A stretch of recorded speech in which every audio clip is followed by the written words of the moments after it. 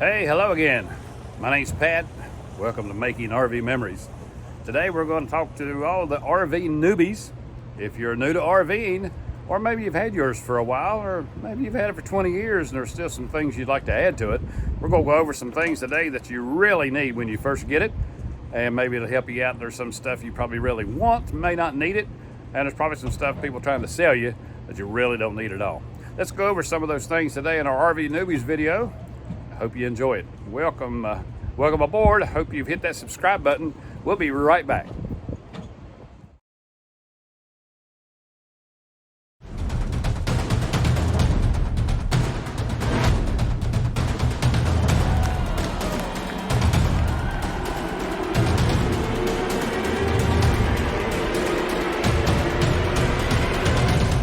Hey, welcome back. Okay, let's just say you just got your RV, whether it's a pop-up or a travel trailer or a motorhome. Let's just say you just backed into your camp spot. What's the first things you're going to need? Let's go over some of those things. And if you haven't got them, you'll know you run out and get them, and we'll show you where you can get some of the best ones. Let's see what it needs. You just backed it in. What do we need? Well, the first thing you're going to do before you unhook, you want to get your RV stabilized so it doesn't roll around. So you want to put your wheel chocks under the wheels. Those are just some easy plastic wheel chocks that I've used them for years. Sometimes the hard rubber ones will work a little bit better if you're on a concrete pad. And I use the X chocks. That'll also tighten and stabilize the trailer. You'll want to do that before you disconnect, so your trailer's not going to go anywhere on you. So you want to chock your wheels. After you chock your wheels, you want to stabilize it. Mine happens to have hydraulic jacks.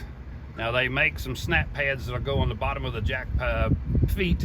I made mine out of just a 2x6, painted it, put a little rope on it so I can yank it up. Something to just sort of stabilize the bottom of the jack. If you've just got the crank down jacks like these, you can just put you a piece of wood on it. Remember, the taller you make that screw out jack, the more unstable and wobbly it's going to be. So try to get you some blocks to take with you that's going to keep your jack from being fully extended. All right, let's walk around here. This will be the main side you'll be working on. And you just backed your camper in. What we're going to do first? Well, you know, the main three things you're going to need is power, your water, and your sewer.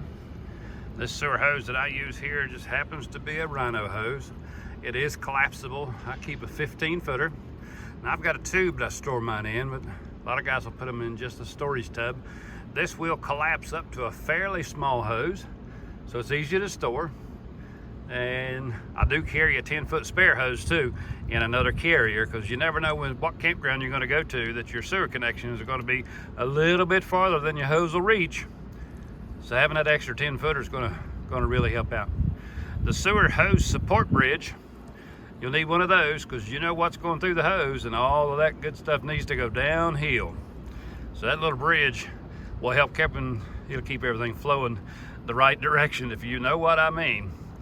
And the little bridge, the little sewer hose bridge, will come collapsible, and you can store it just in a little small bag.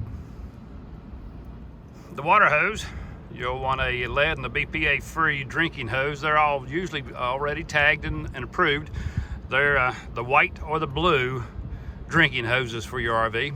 I use a 25-footer, and I carry an extra 25-footer. Because you never know, there again, you don't know exactly, every campground is going to be different where they get their water hose connection. Mine just happens to be close enough that my 25-footer has worked just about everywhere I've needed to go the last few weeks. We are full-time, so I'm experiencing a lot of different campgrounds, so you never know what you're going to run into when you get there. With that water hose, I made my own water filter, but you can get the little blue filter like this one. And you just want to filter to filter out the water. You never know what the water is going to be like at each campground you go to. So I do urge you to get you it is a 20 micron filter. I urge you to get you a water filter. And when you hook up your power cord, mine happens to go all the way down here, down to the power pole. I do suggest and urge you to get you some kind of a surge protector, just so you can always gauge what power is coming into your camper. There are some cheaper ones on the market. You can look here. There's several different ones out there that you can pick from. Mine happens to be a Progressive, and that just happened to be the one I chose. There also with it is my coax for my TV cable. There are a few campgrounds that don't provide cable. I've actually run into one campground there at the beach that actually has the TV coax cable rolled up on the pole for you, so I don't even need mine. I do have a 50-foot piece of coax cable, so it'll just about reach anywhere you go. I don't want to miss an episode of Andy Griffith or Judge Judy, so I want to keep my cable ready and handy for me. Those are the main things you're going to need: your water, your sewer, your power. That's really the main three things, along with chalking up your tires and getting them ready. Of course, telecable's an extra. You can always use your antenna on your camper. So those are the main three things on this side you're going to want to have for your camper to get the basics set up when you first arrive at the campground. Of course, you do want to carry you a rug with you, so you can put the rug down. You're not tracking anything in and out of the camper that you don't need inside. I've made a little extra booster step there too. Some campgrounds will go to the step will go down, and you've got a pretty good size step up to that bottom step. So I made me just a little booster step to help out. Of course, you know you always want to carry your lawn chairs with you, so you can sit outside and enjoy the camping trip. A lot of fun. The other thing I would urge you to always carry with you in your RV, whether you're a newbie or whether you've been camping for 20 years, is a first aid kit. Always carry a first aid kit with some of the essentials in it, just to take care of some little scrapes and burns and little things that you'll catch along the way when you're camping. So a first aid kit is something you'd really want to keep in there. Some deodorizing packets that you'll drop down in your black tank. Your sewer tank, well, you know why. You need a couple of deodorizing packets you'll drop down each time you flush your tank. Put a little bit of water back in the tank and drop a packet in. There are several different brands on the market. I think all of them work. Some like some better than others, but any deodorizing pack will be, believe me, better than nothing. So you'll want to keep some deodorizing packets ready. Every time you drop your black tank to drain it, put you a tab back in. And you always want to carry you some flat boards to pull your camper up on. Every campsite you're going to go to is going to not quite be level, so you'll need some little skinny boards, some little bit thicker boards to put under your tires, because every campsite's going to be just a little side to side. These are the blocks that I carry with me. They're just a little 2x6 that I cut and angled on each end. Put them right under there, and you'll be surprised how many times I've had to use them to get my camper up a little bit level. My camper does have leveling jacks. They're hydraulic leveling jacks, but I don't want my tires off the ground. And if you've got a travel trailer, you've just got the little screw down stabilizing jacks. They're not to be too much force put on them. You can't raise your tires with those stabilizer jacks.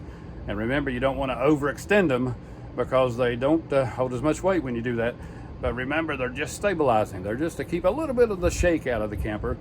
So you need some little blocks to carry with you just to get your camper level when you pull it up onto the campsite.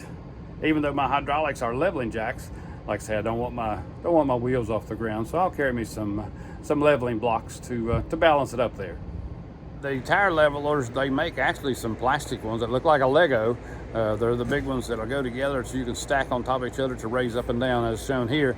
There's store-bought, you can get them. Like I said, I just made mine out of some short pieces of wood. I don't have to use them in very many places, but occasionally the campsite will be off level side to side, and you'll need to get your camper up level again. And carry a level. I put some little stick-on levels on mine. You can get them shown here, just little stick-on levels, one on the side and one on the front, so you can see it front to rear, and you can see it side to side, see if it's level, or just a regular carpenter's level will do fine. Put it somewhere in the refrigerator, check it in the floor, check it on the front tongue of the camper or the travel trailer if you've got it. You just want to keep it as level as possible. Again, a water filter, I was telling you earlier. Here's a picture of a guy that's got a little 20 micron filter, which is perfect if you're just going to camp during the year. A couple times a year on vacation, the little blue filter with the blue, I think Camco makes a little blue filter. Also, if you look at this picture, I also like what he's got there. It's a brass 90-degree fitting, so his water hose that comes out of the camper has not got a bend in it. The bend is made into the brass fitting, so your water hose will come straight down. The only thing I don't like about this one, he's got his pressure regulator right at the camper. I would prefer to put my water regulator at the outlet of the campground where you hook your water hose up. The way he's got his water filter is going to be getting all of that. If he's got 100 PSI at the campground, that water hose is going to swell up big time. So I always like to put my water regulator right at the spigot at the campground and regulate my water going all the way through my hose and into my water filter and into my camper. And while we're talking about the water regulator here, if you just want a simple one, these shown here is just a little 45 psi. It's a preset valve. It'll screw right onto your water receptacle at the campground. It'll do you a good job. It's set at preset at 45 psi. That'll give you plenty of pressure inside the camper, and it's an easy one for you to carry. I also carry me a ladder. You may not need one just for a weekend vacation trip. I'm full-time, so I do have a need occasionally to get up on the ladder to do something. So even though I've got a ladder on the back of the RV, a little step ladder to help me in around my awning and stuff sure does come in handy. So I keep it stored in the back of the truck. It's neat and clean, and it's always out of the way. And I did add some fire extinguishers to my RV. Here's one I added to my bedroom, just in case you never know where an emergency is going to be at. So I wanted one within arm's reach there in the bedroom. Down in my basement on each side, I got one on the right side door and the left side door. You never know if you're going to need it, one of your neighbors will need it, but I do have fire extinguishers and within arm's reach on the outside, so I can get to them very quickly there. Before I get away from it there, I always carry some disposable gloves. Anytime you're messing with your sewer hose, the sewer cap, anything to do with the sewer period, you really want to get those disposable gloves to wear. You don't want to be caught without them because you're not cooking dinner, you're putting the sewer hose up, so you'll want those gloves to use to keep yourself protected there. And a grill. Of course, you naturally want to take your, whether you've got an electric grill or a propane grill or just a charcoal grill. Oh, grilling the food outside at the campground is better than anything else you'll ever get. So be sure and take your grill with you and enjoy every bit of that grilling right there on the grill there. Just some little extras you might want to take with you. You can take a few sticks for your marshmallows if you're going to have some Samoas. Going to have friends over. The kids are going to want to roast some marshmallows and make some s'mores while you're there. So some sticks for the marshmallows, maybe even a hobo pie maker or a little popcorn shaker there. Those are always fun things to have around the campfire at night. Well, I hope that helped you a little bit. I had a lot of fun making that one. If you're new to RVing, or as we call it, RV newbies, or if you've been camping for a while, maybe you saw something in the video that you don't carry with you that you'd like. Maybe you got something on your camper that I didn't touch on, so leave me a comment below and tell me about it. But we're welcome all of you to the RV lifestyle. It's a blast, whether you're full-time like we are, or just a weekend camper, maybe a 2-week vacation or during the summer. Having an RV is 10 times better than staying home, 50 times better than in a motel room. Oh, the campgrounds are a blast to have fun with. Hey, we're glad that you watched the video, and like I say, leave me a comment below, let me know. Hit that subscribe button there. You can join our adventure and go along with us each week. Hit the like button, let me know that you did like the video. YouTube likes to see that. But we appreciate it. Glenn and I are enjoying our travels. Hope to meet some of you out on the road sometime. And again, if you're an RV newbie and you'd like some advice, drop me a note there. I'll be glad to help you any way we can. And along our travels, we hope to see you. And Glenn and I both, we want to say God bless you.